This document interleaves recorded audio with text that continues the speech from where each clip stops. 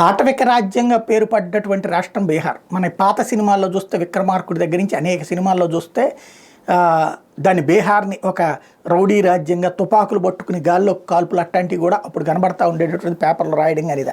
ఓ రకంగా అక్కడ నీతి నియమము లాంటిది ఏమీ ఉండదు. ఎవడి చేతిలో తుపాకులు ఉంటే, ఎవడి చేతిలో సంపద ఉంటే వాడి ఇష్టారాజ్యంగా నడిచినటువంటి చూసాం.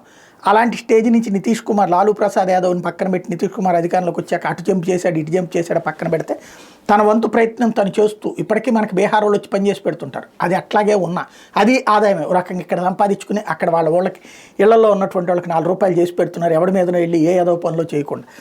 ఓవరాల్గా ఇప్పుడు బీహార్కి సంబంధించి కీలకమైనటువంటి పరిణామం చోటు చేసుకుంది.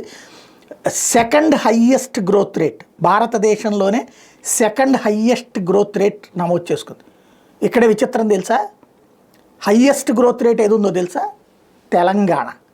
భారతదేశంలోనే అత్యధిక అభివృద్ధి రేటు 14.5%తో తెలంగాణ ఉంటే, రెండవ అతిపెద్ద గ్రోత్ రేటు బీహార్ ఉంది. తద్వారా బీహార్ సక్సెస్ ఉంది. At the same time INDA waste అని చెప్పడానికి లేదు. కాంగ్రెస్ పార్టీకి సంబంధించిన ప్రభుత్వం 14.5%తో అక్కడ నెంబర్ 1గా ఉంది. NDAకి కాదనడానికి లేదు, బీహార్ అక్కడ ఉంది. కాబట్టి ఓవరాల్గా చూసుకుంటే బీహార్ మంచి స్థాయికి వెళ్ళిందనడానికి సజీవ సాక్ష్యం అవుతుంది ఇది.